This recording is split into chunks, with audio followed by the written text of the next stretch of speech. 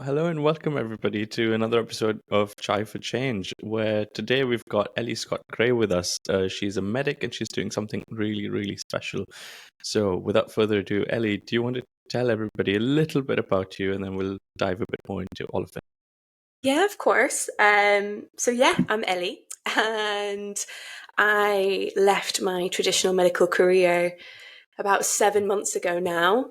I was in Australia, suffered from severe burnout, and came back to the UK. I was also diagnosed with ADHD, and that contributed towards my burnout and why I became so unwell. And I took some time off to really recuperate and look after myself. And then, decided I wanted to do something completely different. I knew medicine wasn't making me happy. So I decided to take a completely different direction. And I've been focusing on my art and figuring out how I incorporate medicine into my day-to-day working life. And I've also been working in a cafe. And honestly, I'm having a really great time. It's really fun. Oh, amazing. I can't wait to dive into the story and just have all our listeners explore new avenues of sort of finding purpose in your life, because that's what it's really all about Mhm. at the end of the day, isn't it? Definitely, So yeah. take us back to when you were just how were you doing med school? Did you feel like that was all you were going to do all your life, or did you already have an inkling of maybe this isn't for me? Uh, to be honest, all the way through med school, I always kept joking, "Oh, I'm actually going to go to art school after this. Like, I'm actually probably not going to become a doctor." But I was passionate about medicine, and I did enjoy it, and I found it really interesting. But when it probably got to about fourth year, fifth year, so when it started to get like truly similar to when you're being a doctor and working in a hospital, I knew something wasn't quite right. I think I probably started burning out around the fourth year, fifth year mark. I just knew something wasn't really working for me. And to be honest, I even remember having a meeting with the medical school. So we had someone that kind of looked after us and made sure like our mental stability was okay and all these things. And they even said to me, they were like, "We don't think you should go and do full-time junior medical training. Like, it's obviously, I don't think you would be able to cope with it." But I thought, "Oh my God, no, I'm totally fine." And I ignored it. And I went and did it anyway. And turns out they were completely right. That's really amazing that they had the ability to help you with that, and also go to the extent of saying, Mm, even though we've invested in this, we want you to become a doctor, but maybe that's not right for you. I think yeah. that's beautiful. Which university was this? This was Dundee Uni. Okay. And I loved Dundee Uni. It was great. The way that we were taught was amazing, but also like the faculty was so supportive and really, Hmm. really kind. And as I said, like I started having difficulties fourth year, fifth year, and they were great. They were just really supportive, really kind, really listened to me. It was a great uni. I had a great time. That's fantastic. And I guess what would be some of the first few signs that retrospectively maybe you would have now noticed? So I think now that I have the privilege of time and looking back at how I've been over the past 5 years, it probably was neurodivergent burnout that I was suffering from when it came to my final couple of years of medical school. It was very similar experience to how I was in Australia, but a much more subtle kind of experience. So like the way that I always think about it when I feel it is it kind of feels like my brain is on fire and I don't Hmm. know why. And I get really brain foggy, I get really forgetful, I get really agitated, I stop being able to sleep, I get really bad sensory issues. So I have a lot of sensory issues when it comes to sound, texture, temperature, light. But what's really interesting is that I didn't understand that I had this Hmm. until I was diagnosed with ADHD and I could make the connections. Right. Even at university, I loved I loved going out, I loved dancing, I loved music, but I would have to take a break halfway through the night and I would go sit outside and I would cry because I just felt so overwhelmed and I didn't understand why. Hmm. But I never told anybody. I kind of thought everyone did that. I thought that was just a really normal human experience. And it turns out what it was sensory overload and I wasn't able to regulate myself. So I would go out and I would cry to try and make myself feel better. So it was all those symptoms just so much more Mm. intense. And honestly, that time is like a little bit of a blur for me. But I do just remember feeling almost like I was just a bit crazy. I know that might not be the most appropriate like word to use, but I honestly just thought I was crazy because I didn't know anyone else that felt that way. Mm. And I couldn't find anywhere on the internet either that felt that similar way to me. Yeah. But yeah, those were like the symptoms that I was experiencing at that time. Yeah, it's so hard, isn't it, when you're in the middle of it all and you haven't seen anything else, you don't know what it looks like from the outside to actually, I guess, in a way, put a label on it or even say what it is, what you're going through. You only have some suspicions.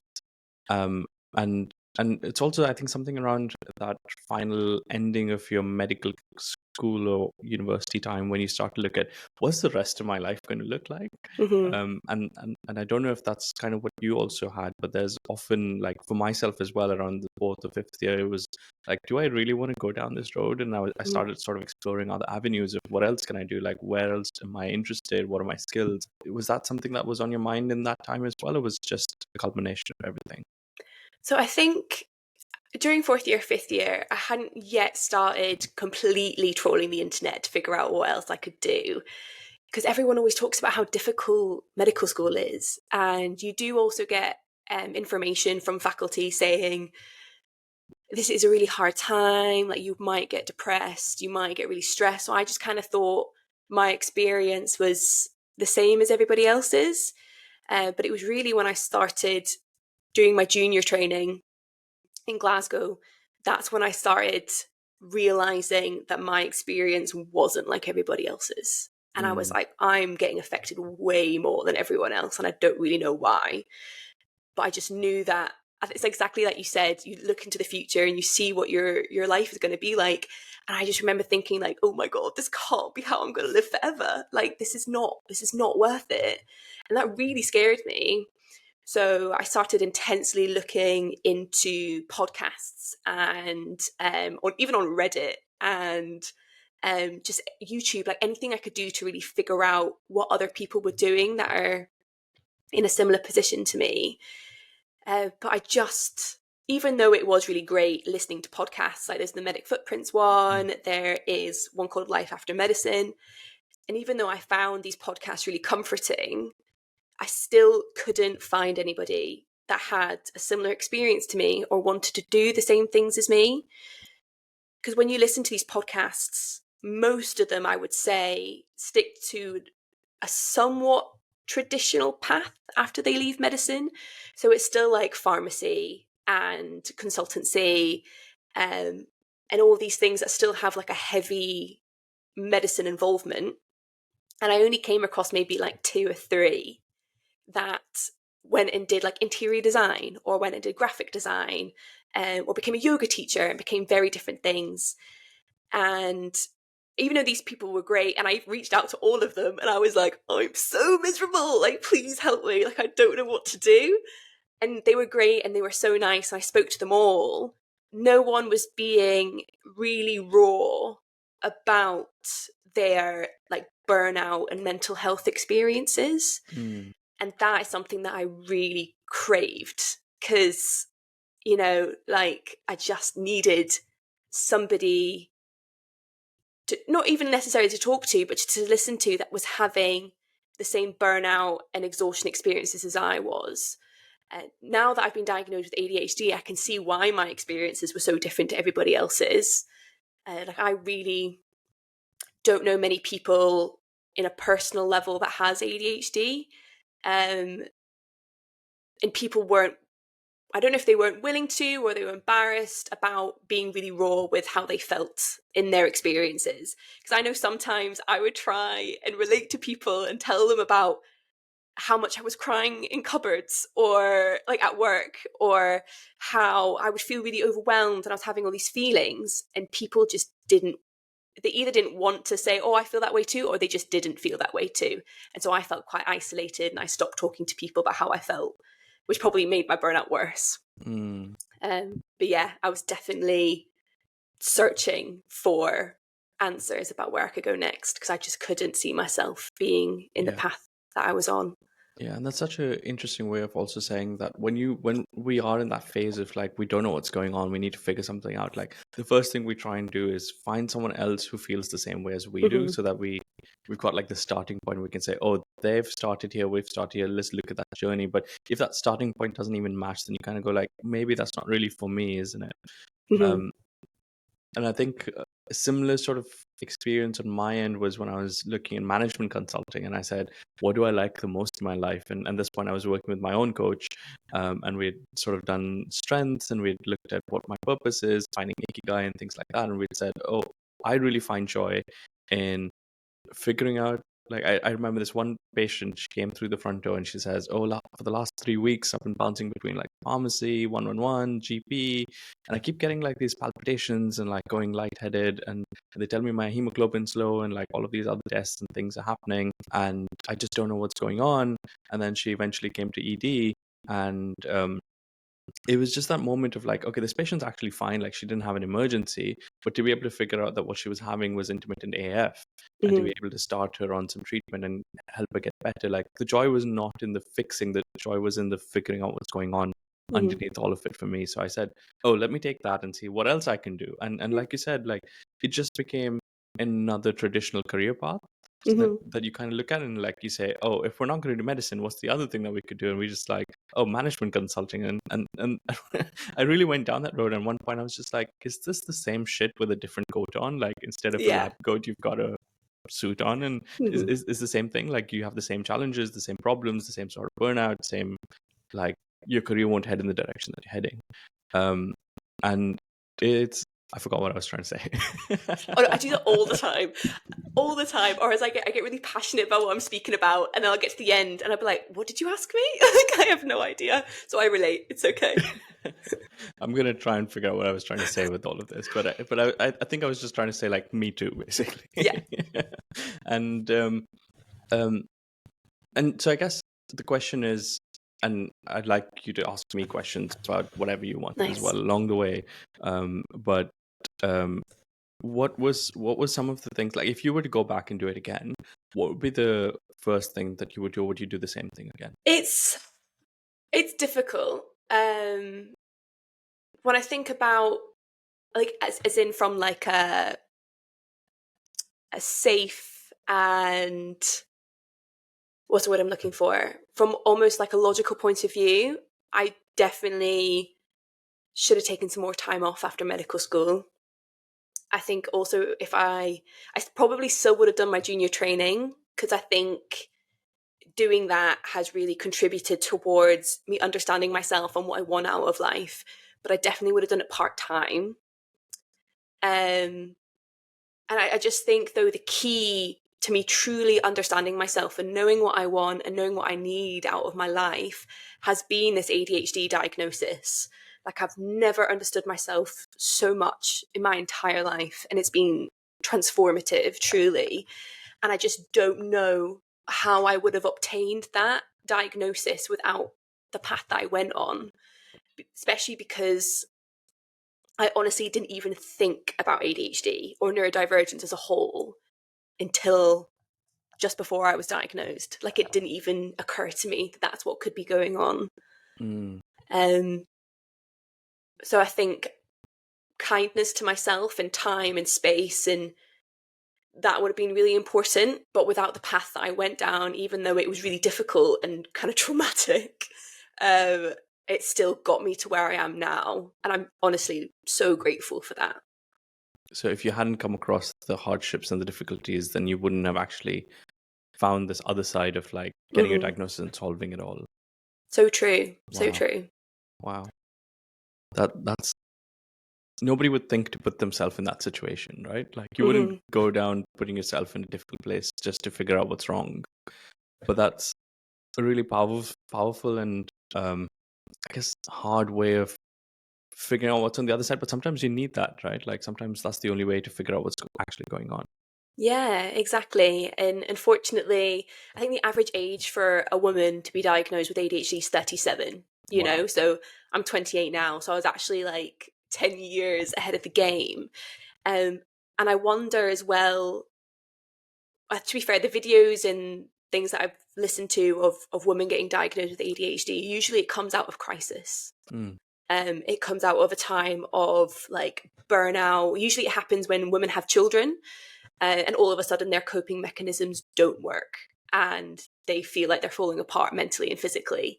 And that's when an ADHD diagnosis comes into play. Mm. And obviously that's not ideal, but it is quite a common story, I think. Absolutely. And I guess, again, alluding to that, like, you need to hit a wall, and I guess there's also the whole concept of high functioning ADHD or Mm-hmm. ADHD, and you mask and you compensate all of your symptoms, and you breeze through school, and you get into university, and you kind of do things differently, but you kind of manage to get through it. And then on the other side is like when life really hits you is when Mm-hmm. things start to fall apart. Um, Exactly. so if someone's listening to this and they say, "That's me," what would you suggest to them? So in an ideal world, you would want to get an assessment. That would be the best thing to do. But I know like where I am in the NHS, so I'm in Glasgow, central Glasgow, and the waiting list to get assessed is 3 to 4 years. It's a really long time. And that is really, really sad. But unfortunately, that's the place where we're at. And I think someone reached out to me recently and they're in Lothian, so like more like Edinburgh side, and the waiting list is up to 10 years to get assessed. Obviously, like you could technically go privately, but that's so expensive. It's a really expensive time.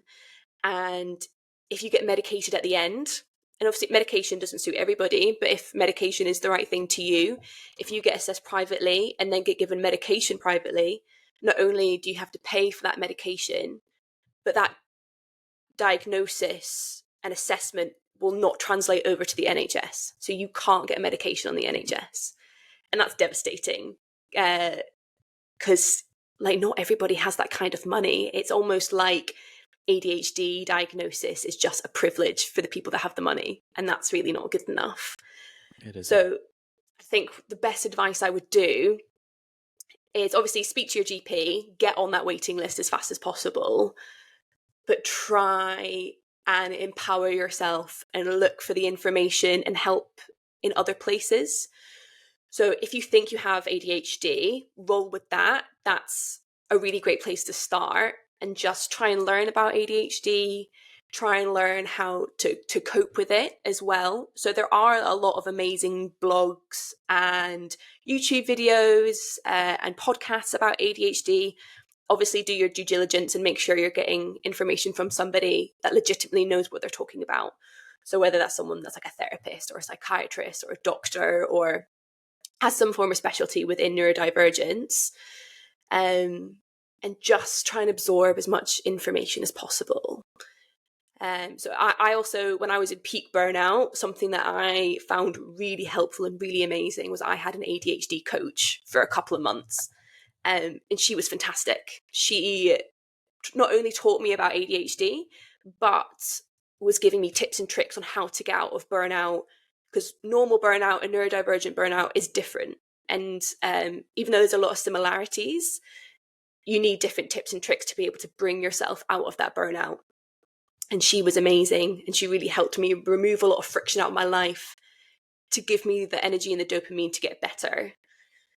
That's such an important point. I'm going to say there is, it's really important to work with someone who knows neurodivergence, and there are special certifications for being especially an ADHD coach. It's something that I haven't done yet, but I hopefully will soon in the next few years. But until then, like, I wouldn't recommend working with somebody who doesn't do that, because very different sort of strategies in terms of the suggestions you give, and your experience supposedly was quite good. Was there any particular approach that she seemed to take for you? She also had ADHD herself. Okay. And honestly, the thing that I took away most from speaking to her was I just felt seen. I felt so seen. I felt so understood in a way that I had never experienced before in my life. Like, I'd always been seen as a bit different, a bit quirky, a bit weird. Like I'd always been told that I was a bit broken, to be honest. Like, that's the narrative I'd always had in my life. And this was the first time someone was like, no, your brain just works differently. And you're not alone. and this is how you can really play to your strengths. And that was like, it was just, honestly, I feel a bit teary, like thinking about it. I should probably send her a message and be Oh, like, oh, by the way, I just want to let you know that I thought you were amazing. Uh, that would be and yeah, so nice. And yeah, it really sounds like that was a big turnaround moment for you. definitely. It definitely was. Like, I actually can't believe that I went through my whole life, honestly, being in a lot of pain because of how I felt all the time. And it wasn't consistently like that. There was ups and downs. But yeah, I think when I got diagnosed with ADHD, I honestly felt such a relief. I remember like crying so much just out of pure relief of like, oh my goodness, there's a reason why I feel this way. And I remember the psychiatrist saying to me, he was like, it's a lot, I get it, but now you have this diagnosis, there's actually things that we can do to make your life better. And that just like blew my mind. I was like, oh my God, there is. Like, there's actually light at the end of the tunnel. Like, it was just Yeah. mind boggling for me. It was a really difficult time, but like so Yeah. transformative. And when was this? This was only, when was I diagnosed? I was officially diagnosed in, I want to say February, March time. Okay. So And still recent. yeah, so about 8 months now, Yeah. probably. Yeah. So what's happened since? What's this new life looking like for Ellie? Yeah. So I'm back in Scotland. So I was in Australia when I got diagnosed. And unfortunately I was really burnt out, really unwell. So I thought I just need to go home to an environment where I feel really supported and I can take time to relax and breathe and really look after myself. So I did that. I took 4 months off work, and just really focused on resting, particularly from a neurodivergent point of view. And I just had to start thinking about like, right, what gets me excited? What makes me happy? And unfortunately, at this time, through burnout, I'd become really quiet and really introverted. And that was a massive difference to who I was before. Like, before I was a doctor, I was really outgoing and loud and vivacious. And unfortunately, burnout had taken that away from me. And I'd forgotten who I was. And I was really nervous about going into a job where I'd have to speak to people and just converse with people in like a general day-to-day basis. And something that I'd always done, since I was like 13, 14 years old, was work in hospitality. And obviously that's very public facing, that's very chatty, but it's also fun. Like, I've always enjoyed working in hospitality. So I started looking in that direction because obviously as well, I can do that part-time.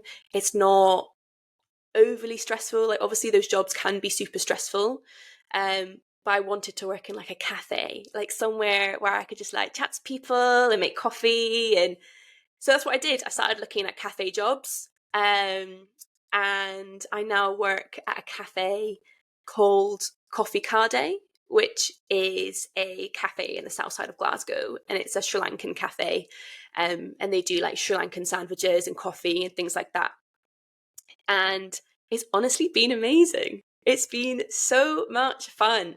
And I only work there a few days a week, but that's perfect for me. It's absolutely perfect. And it's reminded me that I do love speaking to people, that I do love conversing and being out in the world. And I also had to start thinking about like what makes me excited. And food makes me really excited. Like, I have such a poor memory, like really, really bad. But how I remember what I've done in my life is through the food that I've eaten. Mm. I can remember what my pal Josh cooked for me 3 years ago, for dinner that one time I went to his house. But I can't remember what I did yesterday. Yeah. So I would love, like, this cafe job's reignited that love for food and for cooking. And so I would love to incorporate that into my life. And I think nutrition is really exciting. And basically, I feel like my passions and interests have all just been reignited in a really great environment. And I think I've said to you before, like, the owner of the cafe, his name's Rukshan, and he's really like taking me under his wing, and he's been really supportive. And it's nice that I can be really honest with him as well about having ADHD, and he's so understanding. And we even performed an exhibition like a couple of weekends ago which was called 12 Last Songs. And it was an exhibition about people. This one was about people of Glasgow. They go around the world and they do an exhibition about people from a certain city. And we were on stage for like 4 hours cooking and like answering philosophical questions. And it's just been like a really exciting, nourishing time. And I feel like the key component of that is just remembering who I am and what I have to offer, and understanding that burnout does not define me. Like, who I was in that time actually isn't who I really am. And that's been, it's been a really exciting experience. That's such a beautiful journey. And just to sort of summarize, so you did this bit of taking time out, just creating space for yourself, allowing whatever was going on, the burnout, to sort of wean out, and then you started putting yourself in an environment which was a lot more friendlier for your ADHD, was a lot more conducive to you finding your passions again, and you did that by asking yourself, like, what do I actually love the most, and then like, how do I do more of that? I think that's such a powerful frame of mind to say, let's look back. What do I want to do more of, and what do I want to do less of? It seems very simple and straightforward, but it's such a powerful move to make, isn't it? Definitely, yeah. And so then you had this wonderful post on LinkedIn talking about how there's so much similarity between what you learned in medicine, what you learned in your foundation years, and how you are using that now. Tell us a bit more about that. Do you mean for like what I've learned in medicine to kind of help my I guess my recovery journey? Well, I guess there was a lot of people say, like, might look at it and say, "Oh, it was such a waste of time doing medicine," and like, "Oh, you learned nothing there, and this is like a completely different career and all of that." But I think your post, I think it really caught my eye in saying, like, "Hey, there's some elements of like doing the job in medicine which also apply to doing a job elsewhere." What are some of those skills that sort of come across? I think doing my junior training, I am really happy that I've done it. It was really, really hard. It was peak COVID, and it was, quite a distressing time. But I'm glad that I really did it. And I've learned so many skills from that experience. Whether that's like communication, working under stress, problem solving, being like an independent learner, thinker, problem solver. That's all been super, super exciting. And I'm sorry, I don't really know how to answer the question. That's fantastic, because I'm a big fan of that, right? Like, I think in medicine you get put in a really special environment where you're doing all of those skills, but then you're very, like, there's clarity of purpose in that, the patients at the end of all of it. And I think there's a lot of other careers where you may not have that degree of clarity, like, what are we doing all of this for? There's a really nice North Star that we have in medicine, and that kind of like helps you figure out, like, what's the ethical principle behind this, or like, when things get tough, like, how do I actually make a choice of prioritizing one over the other? And I think that's a beautiful skill to also take across to like other careers, whether industry or not industry, or whatever, any sort of career, right? But I'm also curious, because I think for me personally, when I've started my whole coaching business, there's been an exposure to an entirely different world in terms of how the world actually works, what matters to people, how do you actually offer value, what matters in a hospital or in a clinical setting doesn't really matter as much outside, but other things do. And what have you learned something outside of medicine that we unfortunately don't learn in the hospital world, like as a doctor all your life? I think, unfortunately, when you're a doctor, you do prioritize your patients over yourself quite consistently. And that's something that I definitely did, maybe too much. And I always remember being in a GP practice in my final year of medical school, and I was presenting a patient to this GP. And she said to me, she was like, great history, but she was like, you care way too much. She's like, you care too much, and that's going to cause you a lot of problems in the future. And I remember thinking, like, what? Like, what are you talking about? I was like, that's a part of my personality that I really like, is that I am caring, and I, like to show empathy towards my patients. But she was like, it's going to contribute towards you burning out. You need to really take a step back. And I mean, she was so right. She was so right. You do have to have that kind of like detachedness from your patients to be able to truly care for them from like a medical point of view. And I think combining that with life outside of medicine, it's just trying to find that balance and trying to understand when to give a little bit more of yourself and when to bring that back. And I have honestly kind of forgotten what we were talking about. See, I knew it would happen. I knew it would happen. That's absolutely fine. I think what I'm trying to remember what I was asking you as well now.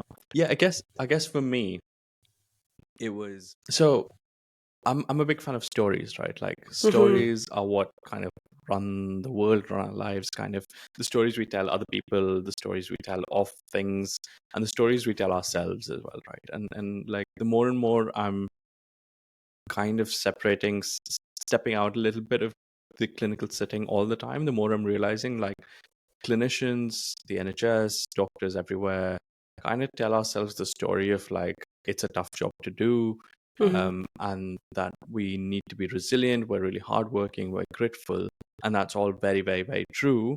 But then I think the stories go to the extent where we kind of create that scenario for ourselves as well sometimes.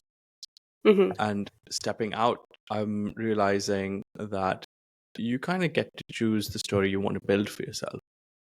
And so one of the things, for example, is in the hospital setting, like when I was like 100% clinical, just doing everything clinically, there was so much weight and evidence and want to publish and to do some research, do some projects, go to conferences to present all of this work. And like the question is why do we want to do all of that? And I guess it's just a form of recognition. It's a form of saying like, oh, I'm doing something that's valuable, something that like makes a difference out there, right? And I think that's all we kind of want at the end of the day. Like, we're not coming to medicine to earn money anymore, we're not coming to medicine for the status, but we want to make a difference in the world. And those things then become ways in which we can make a difference. And it's kind of unfortunately like the only way we feel like we can make a difference. Stepping out, I'm like, no, the simplest form of making a difference is if somebody wants something, you can get them there. And I guess as a doctor, it's like, oh, somebody wants to not be unwell anymore. Let's figure out what we can do to get them there. And then when you take that outside, you're like, oh, I don't know what to do in life. And you say, well, if someone's hungry, I can cook them food. If someone's confused, I can give them clarity. If someone's like feeling down, I can make them happy. Or like someone wants to laugh, I can go up on stage and like be a comedian and like do some stand-up comedy. And it just unlocks this like entirely different world of like how you actually fulfill what gives you joy and what you want to achieve in the world and how you make a difference in the world. And I'm forgetting again where I was going with No, this. it's okay. We're in this together. That's totally fine. Yeah. So I guess what I was trying to say was it's a huge mindset shift. And I think many times we reach this point in medicine where we say we just can't do this anymore and we want to leave. And I think that there is not everybody wants to leave for that reason, but there's a lot of people who are also unfulfilled. And I guess if you probably don't want to go back to medicine anymore and you found like huge fulfillment, but maybe if Ellie sort of in the middle of her burnout early years said, hey, let me go work in a cafe as well, how would your life have looked differently? It's a big question, sorry. No, like it's a good question. I think unfortunately for myself, and I'm sure there are lots of doctors that feel this way, being a doctor was a massive part of my identity, like a huge part of my identity. And I think that was a mixture of reasons, but like we put a lot of time into being a doctor. It's our life, especially like as a junior doctor. I was working ridiculous hours. I lived in the hospital. I barely saw my friends. I didn't have any energy to really do anything apart from work. And so of course that becomes a big part of your identity because it's all that you do.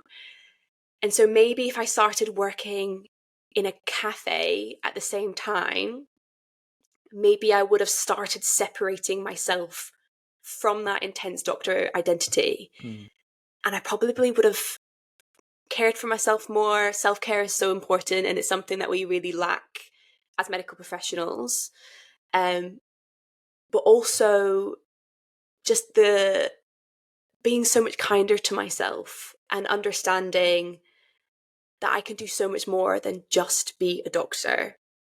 And I think it took me so long to leave medicine, and I honestly, I got myself to a point of such extreme burnout. It was affecting my mental health really severely. It was affecting my physical health really severely. I developed chronic fatigue. Like I was like falling asleep at work sometimes. Like it was really severe. And I just needed to be kind to myself about it and understand that leaving medicine isn't you being super, super selfish. It's you doing something that you need to do for yourself, and it's just a job. Medicine is just a job. And sometimes I think people forget that. Yeah. It's not consistently your calling. It is just a job. You get paid to be there. Yeah. And and I don't know if you felt like this when you left your traditional medicine career, but I felt so much guilt over leaving medicine. So much guilt. I think because, like you go to medical school, the NHS also like puts you through an immense amount of training and support, and you feel a lot of guilt of leaving.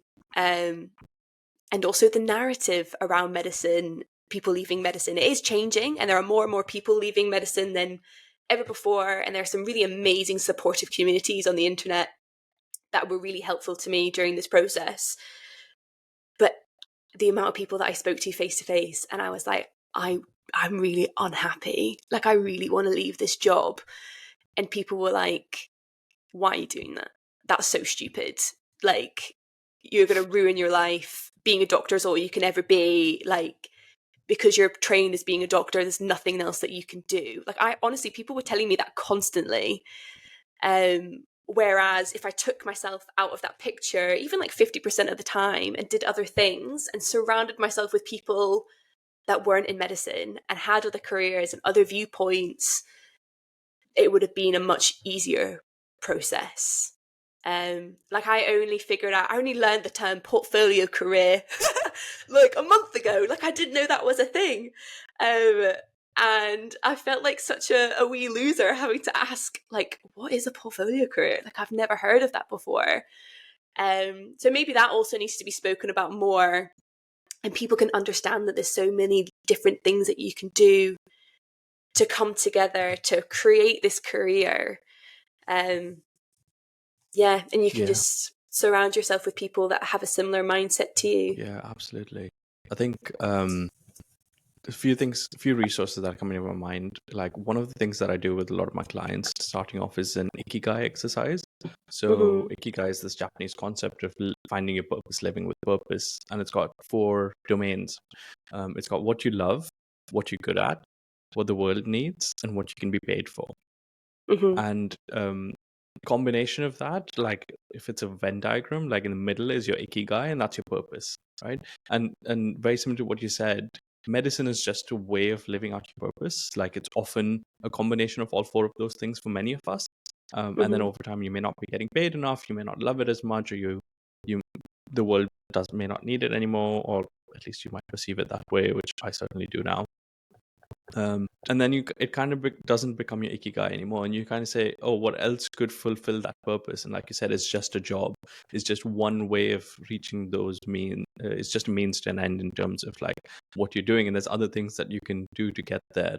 Another thing in terms of like resources was podcasts. So Medic Footprints is a fantastic one. There's a Squiggly Careers podcast. It's not a medical career podcast, it's a generic career podcast, but it talks about how you can pivot, and careers are squiggly. They're not a straight line, they're a squiggly line, and they have like fantastic resources and like skills that you can learn, and how to actually evaluate which career you're heading into, how to make opportunities happen, and things like that, which I found really useful and helpful as well. And the last thing I was going to say was, you're absolutely right about that guilt feeling, right? I haven't even fully left medicine. Like I am still going back into my training program in Feb. I'll be 70%. But in terms of like how I identify myself, I don't say I'm a doctor, but I also coach. I now say I'm a coach. and I'm also a doctor. So it's kind of Yeah. flipped the script, and even that in itself brought so much. It wasn't even imposter syndrome. It was more like, how is everybody else in the community going to perceive me, and Yeah. are they going to say like I'm just quitting, I'm just leaving? I don't even know how to frame that, but it getting me back to that identity of like, how do I actually see myself? and one of the big shifts for me was when I said, okay, medicine probably isn't my entire story, it's a chapter in my story. And I've done like Mm. a decade plus of that chapter, given what I had to give to it, and served people. And then that evolves, into a new chapter, into the next phase. And it's okay to sort of move from one phase to another. It probably is silly to continue in that same phase when it's not serving purpose anymore. And I think for me, that was a big mindset shift in saying, it's okay to do something different. It's okay to identify as Mm-hmm. something more. It doesn't make you any less valuable. It doesn't make you any less worthy of, you know, being in society or whatever it is. It doesn't make you any less worthy of going back and doing another shift when you want to, Yeah. right? So that was a big one. I think definitely the identity, the guilt, and like the stories around that are so powerful. And that's so true as well, what you were saying about like being a doctor is a chapter of your life. And it's really interesting that people in the world that have nothing to do with medicine, they can change career consistently and no Yeah. one bats an eyelid. Mm. Everyone's like, that's totally fine, good for you. Like my partner's father was here recently, and he was like a journalist, and then he was a professor, and he just did lots of different things. Whereas when it comes to being a doctor, it's just not the same narrative. And you're like, no, you need to stick to this one career path. Even now, if you were doing, for instance, if you were doing like anesthetics and then wanted to change to do gastroenterology, people would be like, why are you changing? That's so stupid. And it's just not fair, and it's not true. You can actually do whatever you want when it comes to your career. And you just have to have confidence in yourself that it's actually going to be fine. It's going to be totally fine. Absolutely. Like 200%. And even if you look at it in like the traditional career sense of at least what it used to be, like you'd start off as an SHO or whatever you want to call it, like a junior doctor. I don't know. Not use that term, maybe. It's called, is it called a resident now? It's Whatever it is, like changed. your first Yeah. 5 years after you qualify, right? Like that's the easiest way to say it. Like first Yeah. 5 years after you qualify used to be like your hard working time, right? Like you're working your butt off, you're learning all the skills that you need to learn. And as you get more and more senior, you're doing less and less of that job. You're doing more and more of like the people management. And then eventually when you become a consultant or a senior consultant, you kind of just like sit back and you do a bit more of like consulting, and you kind of say like, hey, this is what you should do, these are how you solve your problems, let's get the people together, like let's organize the department, whatever it is. So even in that sense, the role would really typically change, and some people would say, no, I really do want to remain more clinical and stay clinical, and some people would like fast track themselves up that ladder and say like, no, I really want to get away from the clinical work. So even in the traditional sense that used to be there, and I think that's a huge shift that's happened in medicine recently. Like it's become so much more niche, so much more detailed. Mm-hmm. It takes so much longer to get to a place where you can say, oh, I'm going to step away and that's going to be valuable or like perceived as valuable. And it's, why do I keep forgetting what I'm saying? Even halfway through.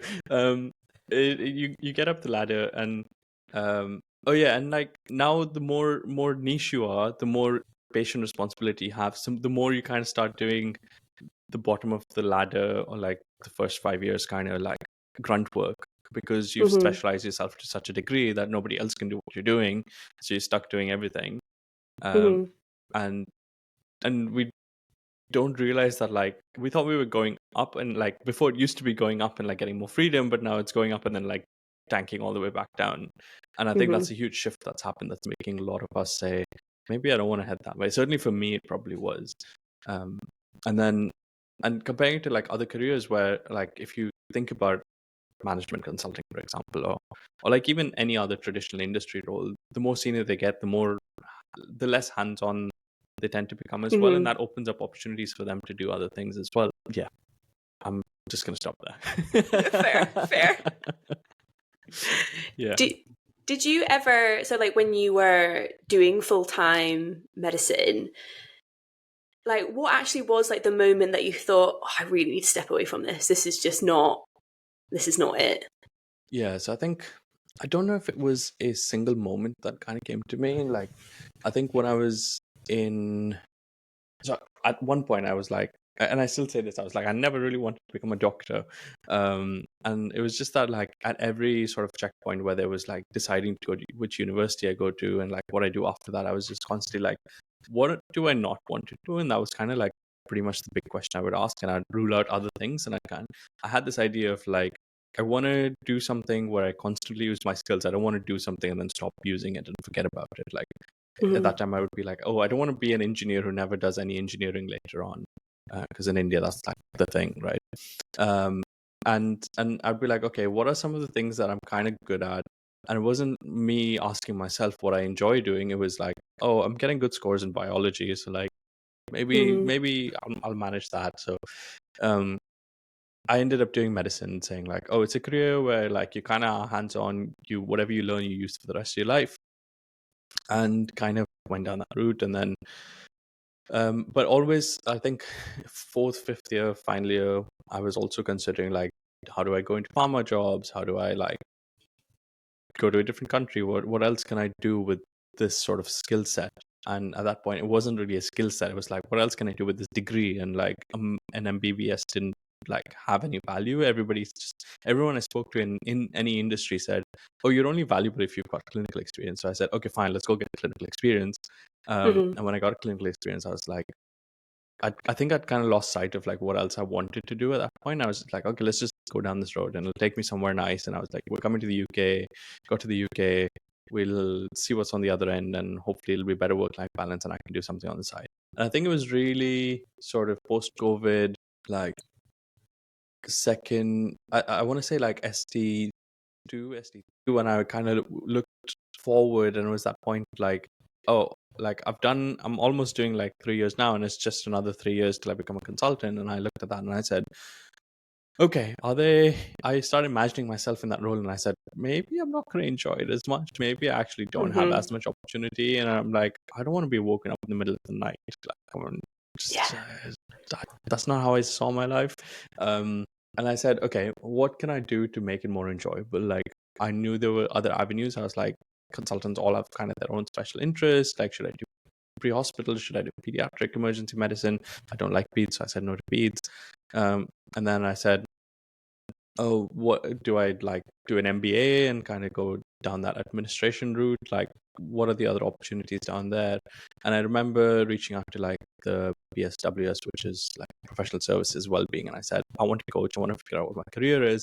And I had that like initial triage call where they said to me, oh, you don't need a coach, just speak to your supervisor, they'll tell you like what your career opportunities are. And I said, okay, cool. I went back and I spoke to my supervisor, and we were kind of like pre-hospital, maybe dual ICU, maybe not. Like, I enjoyed the skill set, and I but I'm like, I don't want to do more exams. I don't want to be going out in the middle of the night in the freezing cold and rain on the roadside. Like, it's amazing. It seems fantastic, and it gets me really excited, and I'd love to make a difference in people's lives that way. But that's not the life I envision for myself. I could do it, but do I want to do it is the question I'm asking. So anyways, I was like really considering pre-hospital for a while. And then a year later, I found myself kind of in the same place. And I went back to PSWS and I said, no, I really want a coach, please. Like, I need someone to help me figure this out. And then I started working with somebody who was... No, it says that on my side, it says recording, or is it just... Yeah. Okay. Grand. So I think a long-winded way of saying that, I was kind of always looking at like what the final destination is and saying, maybe the journey I'm on isn't taking me there, but I never reached a point where I knew what that looked like for me until I started working with a coach. And it was when I started to define like, what is it that I want out of my life and what is it that I don't want? What does my ideal day look like?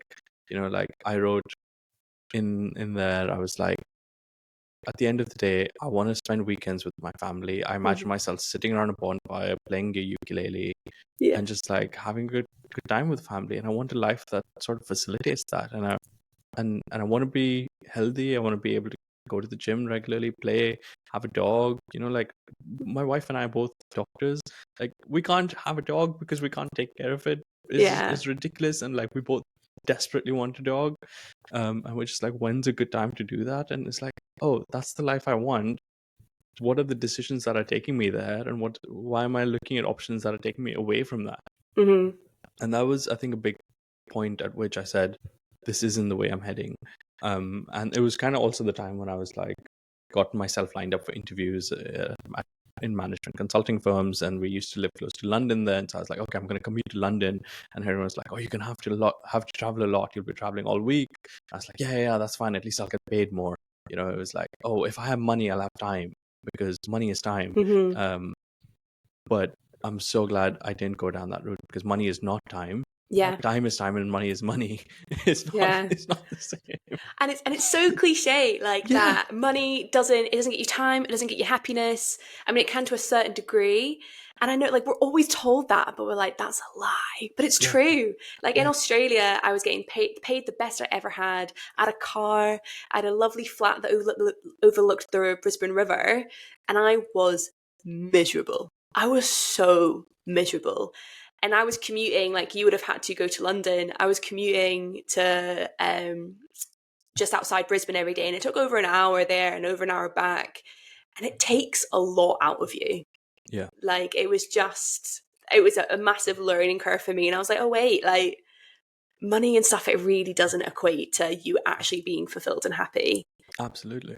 Mm-hmm. Absolutely. I mean, and fast forward to now, like I'm out of program at the moment, so I have a bit more flexibility than I would inside in program, but I get to choose when I want to work, how many clinical Mm-hmm. shifts I want to do, where I want to do them, if I want to do them or not. And I get to leverage my time doing stuff that I enjoy a lot more of, and like build my day the way I want to build it.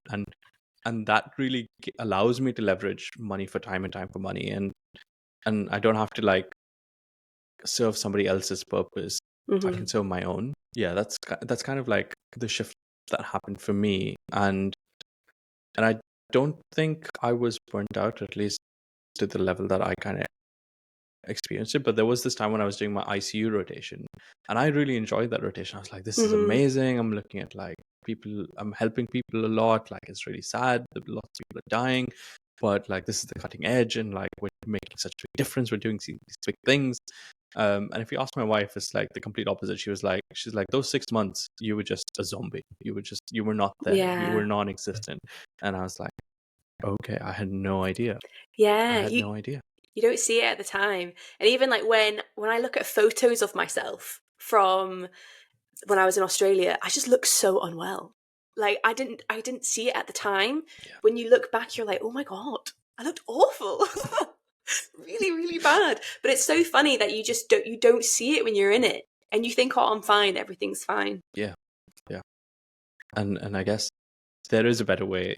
There are nicer things to do, and there are better ways that you can sort of balance your life. And I was thinking about what we're going to call this episode, and I was like, let's change how we see alternate careers. Like, it doesn't have to be just another traditional career path. There are other 100%. things you can do. Exactly.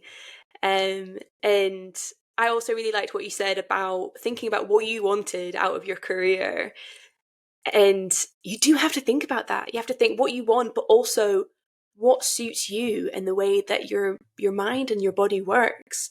So, like, for instance, something that makes me feel really unwell is when I don't sleep.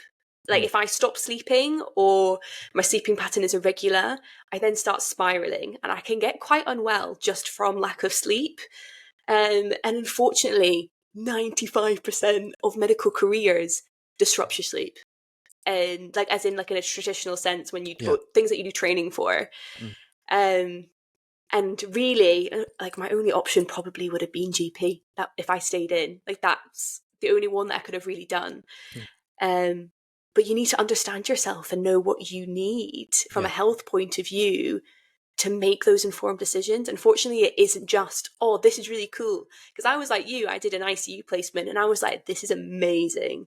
Not only was it super interesting, but I feel like the people in ICU as well are so kind and so smart, and I could really see myself being a part of that. But if I'd gone down that route, I would have gotten so sick, and it just wouldn't have been a viable option. Yeah. Yeah. Well, here's to finding purpose and doing something that meets it, and not being stuck in a rut and someone else's hamster wheel. Yeah, exactly. Yeah, really find that agency and that autonomy that unfortunately I feel like sometimes we really lack in a medical career. Yeah. So I think with that, let's bring this episode to a close. Where can people find you if they want to reach out? So to be fair, the main one at the moment is probably LinkedIn. So just, I'm Dr. Ellie Scott Gray on LinkedIn. And yes, that's probably the only one really. Because I'm very impressed. There's not many medics on LinkedIn. There isn't. Like, it's surprising. I honestly didn't know LinkedIn was a thing until a few months ago. And I was speaking to people that had either left medicine or doing just like completely different careers. And they were like, you need to be on LinkedIn. Like, this is a really important aspect of finding other career avenues. So I'm on LinkedIn. I'm not a big social media person. So I do have social media, but I just don't use it. But I'm always really happy to talk to people. So if anyone ever wanted to reach out and talk to me, whether that's about leaving medicine or ADHD or anything, like, I love chatting to people. It's fun. So yeah, that's probably the main place that people we met can on find LinkedIn, me. and We did. It was amazing. We did. Yeah, exactly. It's such a great community out there. There is. I think that's been a really amazing, exciting part of LinkedIn, is meeting people that think like I do, that want similar things out of a career. It's a nice community. Yeah, and I think it's quite supportive as well. I think very professional, so it's not like getting on Twitter or Insta. I feel really afraid of all of the comments and like getting cancelled. Trolls. yeah, but LinkedIn is nice, right? Like you can be professional and people respond professionally. They'll disagree with you professionally as well, and that's fine, right? Like you can accept that. So yeah, I've really enjoyed being there as well. So likewise, if anybody wants to reach out to me, I'm on LinkedIn. I'm also now on Twitter, where I keep blasting, X, where I blast all of my random thoughts and ideas, often around leadership, entrepreneurship, alternate careers, and like the mind shifts that I'm having as I go along the way. And I've got a YouTube and obviously this podcast. So I don't know how much of that I'll keep up once I get back into training, but until then, that's where I am. World's your oyster. Yeah. Well, fantastic. Thank you so much, Ellie. It's been a pleasure speaking to you. Yeah. And I look forward to staying in touch. Yeah, likewise. It's been lovely. Thank you for having me. It's been a lovely chat. And I agree. I hope we stay in touch. I think it's been an exciting time.